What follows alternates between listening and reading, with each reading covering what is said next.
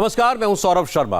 उत्तराखंड के चमोली में किस कदर तबाही मची, कितना ज्यादा नुकसान हुआ है, इसकी एक एक तस्वीर हम आपको अब आसमान से दिखाएंगे।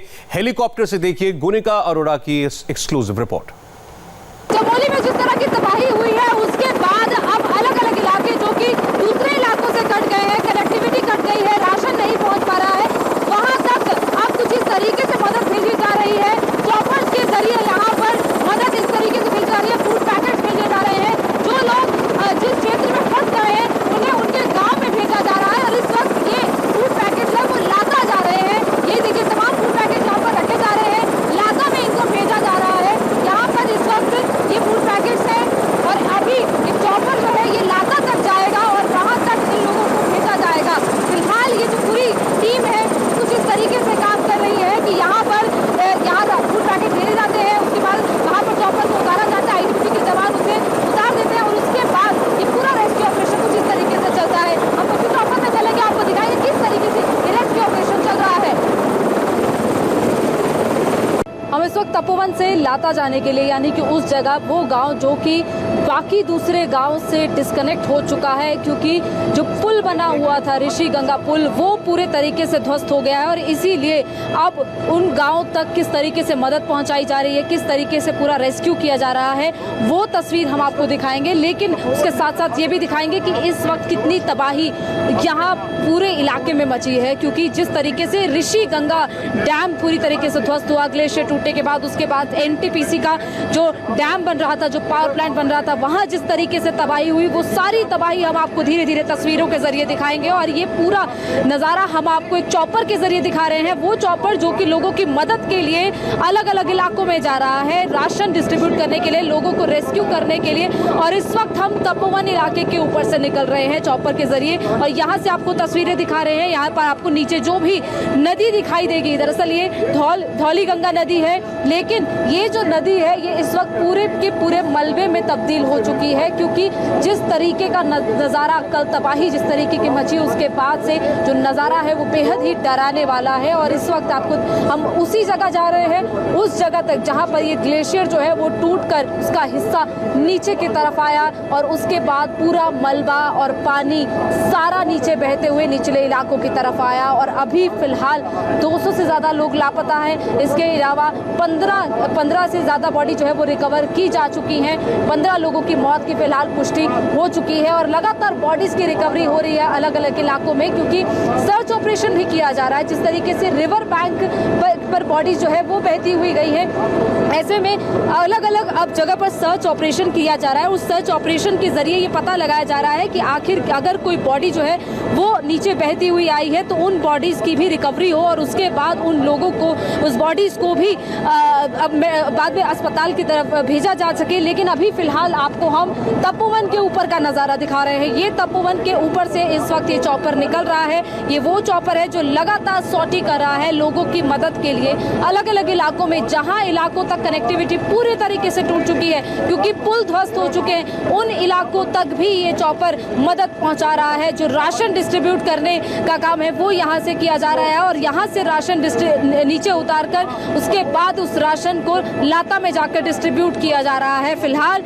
ये हम तपोवन के उस जगह से निकल रहे हैं, यहाँ पर जहाँ पर एनटीपीसी का ये पूरा जो डैम था वो ध्वस्त हुआ है। और अब हम ऊपर के इलाकों की तरफ जा रहे हैं, रैनी गंगा की तरफ, जी हाँ, रैनी गांव की तरफ, रैनी गांव जहाँ से ये तबाही शुरू हुई थी, क्योंकि फिलहाल अलग अलग जगहों पर सर्च ऑपरेशन, रेस्क्यू ऑपरेशन चल रहा है।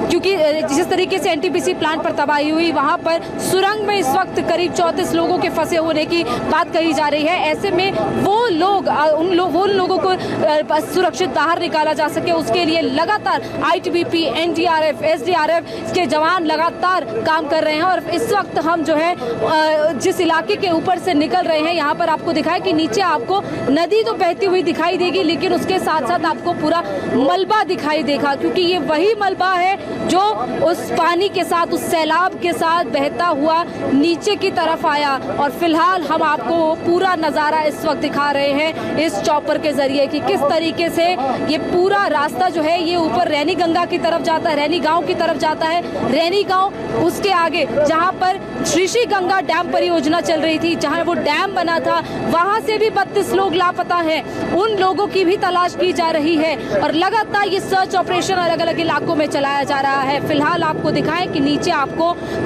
नदी तो दिखाई देगी, धौली गंगा तो दिखाई देगी, लेकिन इसके साथ साथ आपको सिर्फ और सिर्फ मलबा दिखाई देगा। और ये वही जगह है जहां से ग्लेशियर टूटकर नीचे की तरफ आया। ये देखिए, यहाँ पर जो पुल है वो फिलहाल एक स्थायी पुल है, लेकिन जो असल पुल था वो पुल ध्वस्त हो चुका है। ये दरअसल वो पुल था जो कि तपोवन को रैनी गांव से जोड़ता था, और इससे क्योंकि अब वो जो है वो जगह ही, अब वो पुल ही ध्वस्त हो चुका है, ऐसे में ये पूरा इलाका डिस्कनेक्ट हो चुका है। रैनी गांव, इसके अलावा मलारी, लाता, ये तमाम ऐसे गांव हैं जहां पर इस वक्त लोग गांव में मौजूद हैं, लेकिन वो ना तो वहां से निकल सकते हैं और ना ही उन गांव में कोई सड़क के जरिए जा सकता है, क्योंकि वहां पर जाने का सिर्फ और सिर्फ एक रास्ता था, वो पुल, लेकिन वो पुल भी ध्वस्त हो चुका है। और ऊपर से हम आपको पूरा नज़ारा दिखा रहे हैं कि किस तरीके से ये पूरा मलबा किस तरीके से बहकर आया, ये ऋषिगंगा नदी में बहता हुआ ये पूरा जो सैलाब है वो किस तरीके से आया। यहाँ पर देखिए नीचे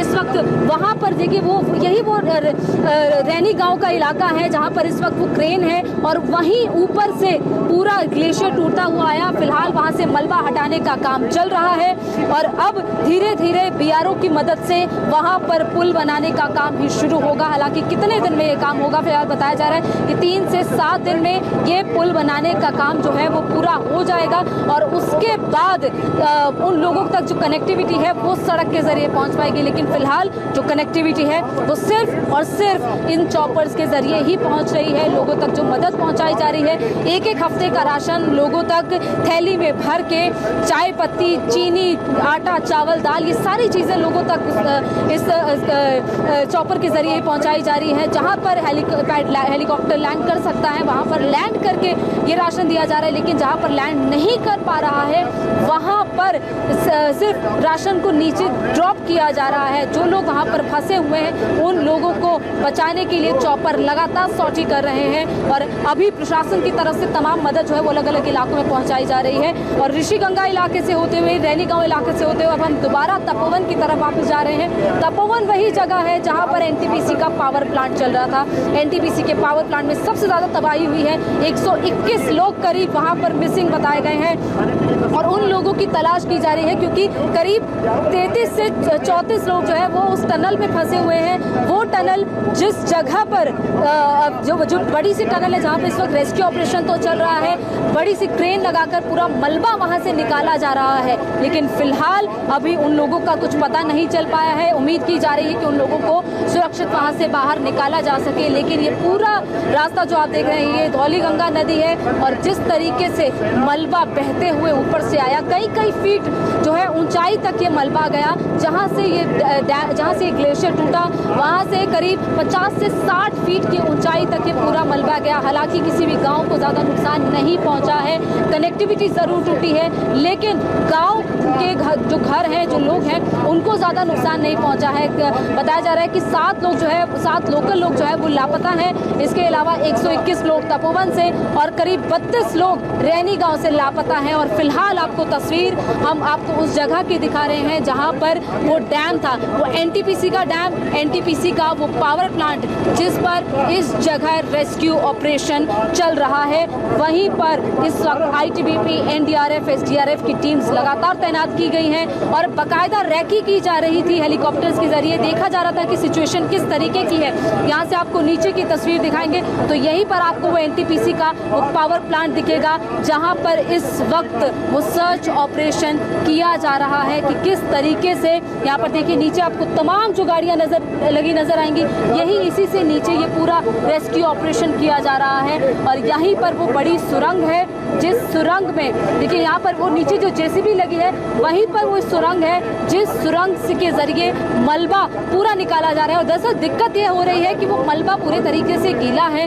मलबा जो अंदर टनल के अंदर भर चुका है वो किस तरीके से बाहर निकल रहा है उसको हटाने में वक्त लग रहा है। 180 मीटर आगे तक बताया जा रहा है कि उस टनल में लोग फंसे हो सकते हैं और इसीलिए उन लोगों को निकालने की पूरी कोशिश की जा रही है। फिलहाल तपोवन के ऊपर से निकलते हुए हमने आपको पूरी तस्वीर दिखाई रैनी गांव, तपोवन, हर जगह की जहां पर ये पूरा रेस्क्यू ऑपरेशन, सर्च ऑपरेशन इस वक्त जारी है। जिस तरीके से लोगों की मदद की जा रही है, ये सारी तस्वीरें हमने आपको इस वक्त इस चौपर से दिखाई हैं कि किस तरीके से यहाँ पर ये पूरा ऑपरेशन चल रहा है। और फिलहाल हम उसी जगह पर लैंड कर रहे हैं जहाँ से हम आपको उस जगह तक लेकर गए थे। तो आसमान से इस तबाही के निशान आपने देखे। ग्लेशियर टूटने से मची तबाही में अब भी करीब 202 लोग लापता हैं। इनकी तलाश जारी है। एनटीपीसी तपोवन टनल में कल आई प्रलय के बाद से करीब 30 मजदूर फंसे हुए हैं। इन्हें बचाने के लिए युद्ध स्तर पर रेस्क्यू ऑपरेशन चलाया जा रहा है। करीब 29 घंटे से बचाव काम लगातार जारी है। ग्लेशियर टूटने से आई तबाही में कई लोगों के मारे जाने की आशंका है। अब तक 18 शव मिल चुके हैं और रेस्क्यू ऑपरेशन पर खुद प्रधानमंत्री भी नजर बनाए हुए हैं।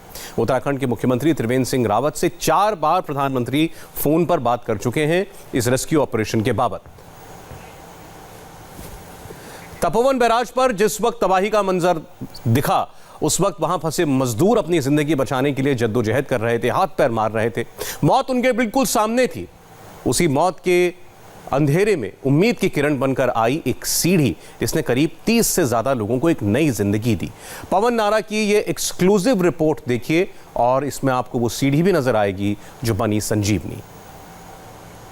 इस वक्त हम एनटीपीसी के तपोवन बैराज पर हैं। यहां से 35 लोग जिंदा निकल पाने में कामयाब रहे और जिंदा निकले लोगों ने जो घटनाक्रम बताया है वो दिल दहला देने वाला घटनाक्रम है। रविवार का दिन था। 150 मजदूर इस वक्त तलहटी में यहां बैराज के मौजूद थे। रविवार होने की वजह से कंपनी की छुट्टी थी, वरना ये संख्या 300 से ज्यादा होती। वहां बैराज के कोने में काम चल रहा था और वहीं एक अधिकारी के पास फोन आता है कि ग्लेशियर टूट के आ रहा है, आप निकालिए, मजदूरों को वहां से निकालिए। सब भागो भागो चिल्लाने लगे, लेकिन तब तक पानी आ गया था। चूंकि बैराज के दरवाजे बंद थे और पानी के मलबे को शुरुआत में रोक पाने में कामयाब रहे थे, तो मजदूरों के पास 1.5 मिनट का वक्त था दौड़ने के लिए। सारे मजदूर इसी बैराज से दौड़ते हुए इस तरफ आए और ये बैराज का वो हिस्सा है जहां सीढ़ियां लगी हुई थी और उनको उम्मीद नजर आ रही थी। सामने आप जो दीवार देख रहे हैं, ये दीवार 1 2 3 4 5 लेयर की है। एक लेयर या कहें कि एक सीढ़ी नुमा दीवार की ऊंचाई 10 मीटर है, 30 फीट है और लगभग 2 बेंच मलबे में दब गए थे। लोगों ने वहां से दौड़ लगानी शुरू की। वहां से दौड़ लगाकर वो इसी तलहटी में या कहें कि बैराज में दौड़ लगाने लगे और दौड़ लगाते लगाते इस कोने की तरफ पहुंचे जहां उन्हें एक सीढ़ी दिखाई दे रही थी। जो टूटी हुई सीढ़ी आप अपने स्क्रीन पर देख रहे हैं, यही वो जीवनदायिनी सीढ़ी है। जो इस सीढ़ी पर चढ़ पाया उसे जीवन मिला और जो नहीं चढ़ पाया वो आज लापता है। जैसे ही वो ऊपर चढ़े, लगातार मलबा और गाद बड़ी तेजी गति से ऊपर बढ़ने लगा और भागते हुए वो दूसरी सीढ़ी की तरफ बढ़े। ये दूसरा बेंच था और ये सफेद हो चुकी सीढ़ी इस बात की गवाही दे रही है कि ये 2.5 बेंच तक मलबा आया था। वहां से भागते हुए वो यहां आए और इस बीच चिल्लाने लगे। मजदूरों को भरोसा नहीं था कि वो और इस वक्त सबसे बड़ा फोकस जो है सारे रेस्क्यू ऑपरेशन में जुटे लोगों का, वो है ज्यादा से ज्यादा जिंदगियां बचाना। खास तौर पर जो लोग अभी भी फंसे हुए हैं एक टनल के अंदर, उन्हें कैसे बाहर निकाला जाए। हमारे साथ इस वक्त एनडीआरएफ के डीजी एसएन प्रधान साहब जुड़ रहे हैं। प्रधान साहब, आपका स्वागत है। सबसे पहले अगर इस वक्त का आप व्यूअर्स के लिए एक अपडेट दे सकें, ये रेस्क्यू ऑपरेशन किस स्टेज पर है, इस वक्त सबसे ज्यादा काम आपका कहां चल रहा है? देखिए, अभी जो टनल है, मेन टनल है तपोवन हाइडल प्रोजेक्ट का, उस पर काम चल रहा है। फोकस उसी पर है और स्वाभाविक है, क्योंकि जो सूचनाएं हैं वो ये है कि जो लोग लापता हैं उसमें से एक बड़ा हिस्सा उस टनल में हो सकता है। ये कहना मुश्किल है कि उनकी स्थिति क्या है, लेकिन वहाँ तक पहुँचना बहुत ज़रूरी है और इसलिए यही फोकस अभी पूरे जितने भी समन्वित टीम्स हैं, आईटीबीपी का हो, एनडीआरएफ का हो, एसडीआरएफ का हो, आर्मी का हो, सभी लोग इसी काम में लगे हुए हैं। और फिलहाल जो 180 मीटर का जो उसका टी पॉइंट है वहाँ तक पहुँचना है, उसमें से मुझे बताया गया अभी हाल में मेरे वहाँ से बात हुई, हमारे जो डिप्टी कमांडेंट हैं एनडीआरएफ के जो वहाँ स्थल से बात कर रहे थे, तो उन्होंने कहा कि 180 मीटर में लगभग 150 मीटर या 140 मीटर तक क्लियरेंस हो चुका है और 40-50 मीटर अभी बाकी है। तो उसके बाद टी पॉइंट मिलेगा जहाँ से राइट जाना पड़ेगा। तो उसमें जो है छोटी टीम जाएगी, एनडीआरएफ, आईटीबीपी और अन्य की स्पेशलाइज्ड टीम जाएगी, ऑक्सीजन और अदर एपरेटस लेकर रेकी करेगी और तब पता चलेगा कि स्थिति क्या है। सर, जिस टनल का आप जिक्र कर रहे हैं, कोई संख्या है हमारे पास कि इसके अंदर कितने लोग हो सकते हैं? देखिए, संख्या बहुत वेरी कर रहा है। इनपुट्स तो हम लोगों ने लिया है। एनटीपीसी का मानना है कि 35 से 40 लोग हो सकते हैं और लोगों का कहना है कि उससे ज़्यादा भी हो सकते हैं। तो इसलिए अभी संख्या कहना मुश्किल है, लेकिन निश्चित रूप से 35 तो कम से कम ज़रूर हैं वहाँ पर, और 35 एक बड़ी संख्या है। और अगर वो लोग सकुशल हैं या जिंदा हैं और किसी तरह से वो ठीक ठाक हैं, तो उन तक पहुँचना प्रायोरिटी नंबर 1 है और इसी प्रायोरिटी पर अंजाम दिया जा रहा है। सर, जो भी सिचुएशन आपने अभी डिस्क्राइब की है और आपको जो अपडेट मिल रहा है वहाँ पर मौके पर मौजूद आपके अफसरों से, इसमें कितना वक्त लग सकता है उन लोगों तक टीम्स को पहुँचने में? देखिए, पहले जो आकलन करीब 2-2.5 घंटे मेरे ऑफिसर ने दिया था वो 4 बजे का समय था, लेकिन अब मुझे नहीं लगता कि वो हो पाएगा, क्योंकि जो इनिशियल आकलन था वो थोड़ा सा शॉर्ट डिस्टेंस का था। लेकिन अब जो है पता चल रहा है कि अभी भी 30-40 मीटर बाकी हैं, तो उसमें शाम हो सकता है, देर शाम हो जाए। और उसके बाद टी जंक्शन के पॉइंट पर पहुंचने के बाद जंक्शन से राइट जाना है, और राइट जाने में उसकी लंबाई थोड़ी उसको आकलन करना पड़ेगा, और उस लंबाई में किस पॉइंट पर लोग इकट्ठे हैं या अलग अलग हिस्सों में है, ये भी देखने की ज़रूरत होगी। इसलिए रेकी टीम पहले जाएगी, सावधानी के साथ जाएगी, ऑक्सीजन लेकर जाएगी, और उसके बाद फिर हम लोग तय कर पाएंगे कि आगे की कार्रवाई क्या करनी है। आपसे बात करते हुए प्रधान साहब, उस टनल के मुहाने की तस्वीर हम दिखा रहे हैं। इसमें ज़मीन पर बड़ा स्लज, कीचड़, मलबा इत्यादि सब पड़ा हुआ दिखाई दे रहा है। आगे जहां पर आप लोग, आपकी टीम्स को पहुंचना है, वहां पर ये जो कीचड़ या मलबा है, ये क्या पूरा ऊपर सीलिंग तक है? पूरी दीवार है इसकी? बिल्कुल बिल्कुल। वो जो लगभग 5 मीटर डाया का टनल है, और 5 मीटर में कहीं कहीं पर 4.5 मीटर तक भी मिट्टी थी, कहीं कहीं पर 2 मीटर, कहीं पर 2.5 मीटर, 3 मीटर तक भी थी। तो कहने का मतलब है कि बिना उसके नेगोशिएशन के उसको हटाए हुए आगे बढ़ना नामुमकिन था। तो इसलिए उसको हटाया गया। स्लश पानी के साथ भी मिला हुआ था, स्लज था, तो उसको हटाना पड़ा, और हटाने के क्रम में भी काफ़ी मुश्किलें आईं। और मैं कहूँगा कि काबिल तारीफ जो इंजीनियरिंग टीम आर्मी की है, जो आईटीबीपी और एनडीआरएफ और एसडीआरएफ के जवान सब से कंधा मिलाकर काम कर रहे हैं। काफ़ी मुश्किलात उनको पेश आई हैं, लेकिन फिर भी वो लगे हुए हैं और अथक और बेरोक टोक लगे हुए हैं, और आगे भी इसी काम को आगे बढ़ाना है, क्योंकि हम लोगों को मुहाने तक पहुंचना है, और वहां से जो राइट जाने के बाद ये पता चलेगा कि कोई लोग वहां पर हैं कि नहीं, और हैं तो किस स्थिति में है। तो ये जैसा कि मैंने कहा, हमारे लिए बहुत बड़ी प्राथमिकता है, और समय हमारे लिए बहुत मैटर करता है। Time is of essence. हम लोगों को आगे बढ़कर इस पर काम को अंजाम देने की बहुत ज़रूरत है। बहुत चुनौतीपूर्ण काम है, बिल्कुल ठीक कह रहे हैं प्रधान जी। इसके अलावा, इस टनल के अलावा क्या कोई और ऐसा इलाका है जहां पर सर्वाइवर्स हो सकते हैं, या अगर किसी के भी जिंदा होने की उम्मीद है तो वो इस टनल में ही है?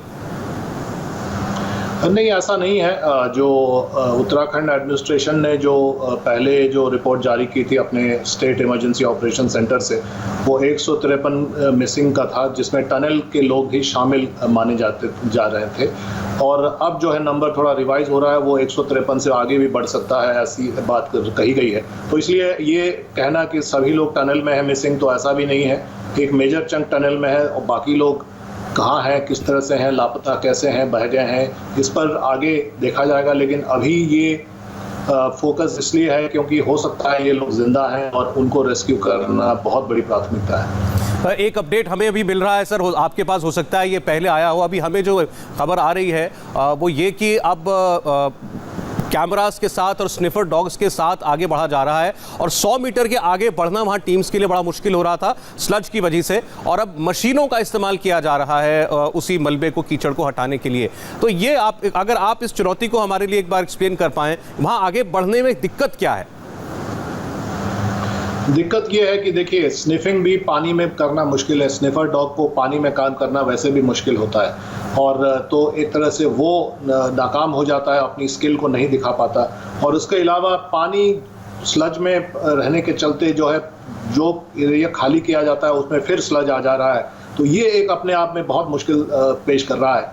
और साथ ही साथ लोगों के जो बूट्स हैं वो भी डूब जा रहे हैं, पैर डूब जा रहे हैं और अपना जो इक्विपमेंट है वो भी डूब जा रहा है। तो ये एक बहुत कॉम्प्लिकेटेड सिचुएशन है, लेकिन चूंकि इसको हम लोगों को किसी तरह आगे बढ़ना है और अगर लोग सर्वाइव कर रहे हैं तो उन तक पहुंचना है, तो इसलिए हम लोग इसमें लगे हुए हैं और तब तक लगे रहेंगे जब तक हम लोग सक्सीड ना करें वहां तक पहुंचने। मैं आपका ज़्यादा समय नहीं लूंगा प्रधान साहब, आप बहुत क्रिटिकल ऑपरेशन को ओवरसी कर रहे हैं। बस एक फ़र्क समझना चाह रहे थे आपसे कि कल जिन लोगों को ऐसी एक टनल से बचाया गया, 16-17 लोगों को, ITBP की टीमें वहाँ पर थीं, वो लोग उनको देख भी पा रहे थे, उनसे बात भी कर पा रहे थे। उस सिचुएशन में और इस टनल की सिचुएशन में क्या अंतर है? काफ़ी ज़्यादा अंतर है, काफ़ी बड़ा फ़र्क है। वो एक्सटर्नल टनल था जो छोटा भी था और सरफेस के पास, डोर के पास जो लोग थे उनको बचाया जा सका है। ये बड़ा टनल है, ये एक आप कह सकते हैं कि जैसे मंदिर का गर्भगृह होता है, ये डैम का गर्भगृह है और यहीं पर टरबाइन फिर लगती है और बाद में यही हार्ट ऑफ द डैम होता है। तो ये अब निश्चित रूप से एक टनल के शक्ल में है और अंदर है, deep in the dam structure होता है। तो ये निश्चित रूप से अपने आप में एक नेगोशिएशन के लिए तकलीफ साबित करता है और डीपर होने के चलते उसमें पानी भी, स्लज भी ज़्यादा घुस जाता है और डेप्थ भी ज़्यादा होता है। तो इसलिए ये एक दूसरे तरीके का चैलेंज है और उसको दोनों को कंपेयर नहीं किया जा सकता। सर, आखिरी सवाल मेरा, बहुत से लोग इस आपदा की तुलना जो है वो 2013 की तुलना से कर रहे हैं, तब भी ग्लेशियर से ही पानी बह करके आया था, इन्हीं वैलीज में आया था। आप क्या दोनों की तुलना को ठीक मानते हैं? नहीं, क्लाइमेटोलॉजिकली अलग अलग फिनोमिनन थे। वो एक क्लाउड बर्स्ट था सिचुएशन और ये एक ग्लेशियल बर्स्ट है। पानी दोनों में शामिल था, लेकिन वो क्लाउड बर्स्ट था और इतनी ज़्यादा वहाँ क्लाउड बर्स्ट की सिचुएशन आई कि नदी का उफान जो है काफ़ी दूर तक चला। इसमें जो है ग्लेशियर की जितनी क्षमता थी वहीं तक ही नदी का उफान हुआ, क्योंकि आप देखा होगा आपने कि ग्लेशियर के फटने के बाद, रैनी ग्लेशियर के फटने के बाद उसके करीब 30 किलोमीटर 40 किलोमीटर तक पानी का उफान रहा और उसके बाद पानी जो है नॉर्मल हो चुका। तो ये निश्चित रूप से स्केल ऑफ द डेवास्टेशन में फ़र्क था और क्लाइमेटोलॉजिकली जो दोनों फिनोमिनन है वो दोनों अलग अलग फिनोमिनन थे। प्रधान साहब, बहुत बहुत धन्यवाद हमसे बात करने के लिए और शुभकामनाएं आपको और आपकी टीम को। उम्मीद करते हैं कि जितनी जानें हो सके मुमकिन बचाएंगे आप लोग। बहुत बहुत धन्यवाद। SN प्रधान, आपने सुना, वो बता रहे थे कि टनल के अंदर मजदूरों की जिंदगी बचाने में कितनी परेशानियां आ रही हैं, चुनौती कितनी बड़ी है। ग्राउंड जीरो पर इंडिया टीवी के रिपोर्टर गोनिका अरोड़ा भी मौजूद हैं।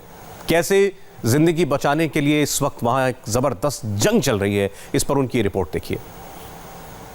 तपोवन में जिस जगह पर रेस्क्यू ऑपरेशन चल रहा है, जिस टनल में ये रेस्क्यू ऑपरेशन चल रहा है, उस टनल के बिल्कुल बाहर से हम आपको तस्वीरें दिखा रहे हैं कि किस तरीके से इस पूरी टनल में सिर्फ और सिर्फ मलबा भर चुका है। दरअसल जब कल ये सैलाब आया तो इतनी ऊंचाई तक ये मलबा आ गया कि ये पूरी टनल के अंदर इस वक्त सिर्फ और सिर्फ मलबा और गाद ही दिखाई दे रहा है। और ये टनल जो है बताया जा रहा है कि करीब 2.5 से 3 किलोमीटर लंबी टनल है और इसमें 25 से 30 लोगों के फंसे होने की फिलहाल आशंका है और उनके लिए रेस्क्यू के लिए ही ये पूरा ऑपरेशन किया जा रहा है। और सबसे पहले ये किया जा रहा है कि जेसीबी के जरिए यहाँ से जो अंदर मलबा है उस मलबे को निकालकर बाहर एक खाई की तरफ फेंका जा रहा है और उसके बाद अंदर की तरफ जाने की कोशिश की जाएगी। जैसे जैसे मलबा हटाया जाएगा उस जगह को खाली किया जाएगा ताकि जो ITBP के जवान हैं, रेस्क्यू ऑपरेशन में जो भी लोग शामिल हैं, NDRF या SDRF के लोग हैं, वो अंदर की तरफ जा पाएं ताकि अंदर जो लोग फंसे हुए हैं उन्हें ढूंढा जा सके। क्योंकि कल भी एक टनल में रेस्क्यू ऑपरेशन किया गया था जहां से 12 लोग फंसे हुए थे और उन 12 लोगों को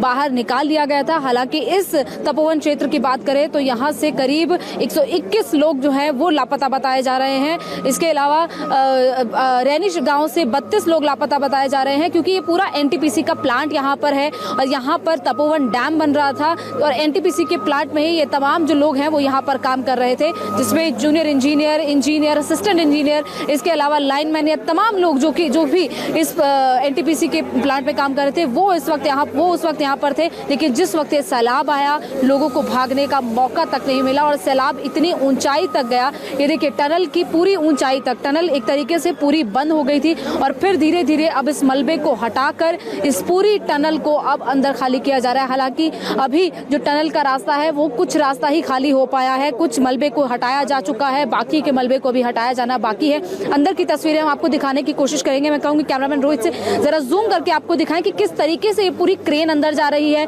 मलबे को उठाया जा रहा है क्योंकि पूरी टनल मलबे से भर चुकी है और उसके बाद ये जेसीबी की मदद से मलबे को हटाकर यहाँ से बाहर निकाला जा रहा है। और ये देखिए ये पूरा इस तरीके से ये पूरा मलबा, इस तरीके से पूरी गाद जो है वो इस टनल के बाहर थी और जो लोग अंदर थे वो इसीलिए बाहर नहीं निकल पाए। हालांकि वो लोग अभी इस वक्त किस हालत में हैं वो अभी किसी को जानकारी नहीं, लेकिन किस तरीके से देखिए मलबा यहाँ से निकाल कर बाहर फेंका जा रहा है क्योंकि बड़ी मात्रा में मलबा उस वक्त ऊपर से आया था जब वो ग्लेशियर का हिस्सा टूटा, तो उसके बाद वो मलबा बहता हुआ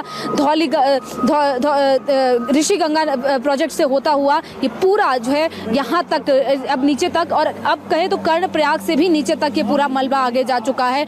कुछ लोगों की बॉडीज रिकवर की जा चुकी है, 15 लोगों की मौत की अब तक सूचना है और 15 लोगों की बॉडीज फिलहाल इस पूरे घटनाक्रम में रिकवर की जा चुकी है और बाकी के लोगों के लिए भी सर्च ऑपरेशन जारी है। इसके अलावा चॉपर्स के जरिए भी यहाँ पर अलग अलग जगहों पर सर्च ऑपरेशन किया जा रहा है, रेकी की जा रही है ताकि अगर किसी को भी चॉपर के जरिए रेस्क्यू करने की जरूरत पड़े तो वो की जा सके। ये फिलहाल आपको स्थिति दिखा रहे हैं इस वक्त उसी टनल के बाहर की, क्योंकि इस वक्त जो पूरा रेस्क्यू ऑपरेशन चल रहा है इस पूरे चमोली क्षेत्र में वो सिर्फ और सिर्फ इस टनल में चल रहा है क्योंकि इसी टनल में 25 से 30 लोगों के फंसे होने की बात की जा रही है और इसीलिए यहाँ पर फिलहाल ये रेस्क्यू ऑपरेशन चल रहा है और कहीं भी रेस्क्यू ऑपरेशन जारी नहीं है। बाकी जगहों पर सर्च ऑपरेशन चल रहा है या फिर रेकी की जा रही है ताकि अगर कोई भी अगर पानी में बहता हुआ रिवर बैंक के आसपास दिखता है तो उन लोगों को भी बचाया जा सके। अगर कोई बॉडी दिखती है तो उस बॉडी को भी यहाँ पर रिकवर किया जा सके। फिलहाल यहाँ पर आईटीबीपी की टीम्स, एनडीआरएफ, एसडीआरएफ तमाम टीम्स यहाँ पर लगी हुई हैं और भारी मात्रा में यहाँ पर मलबा जो है वो किस तरीके से हटाया जा रहा है वो तस्वीर आप सीधे देख रहे हैं कि बड़ी बड़ी मशीन, बड़ी बड़ी जेसीबीज यहाँ पर लगाई गई हैं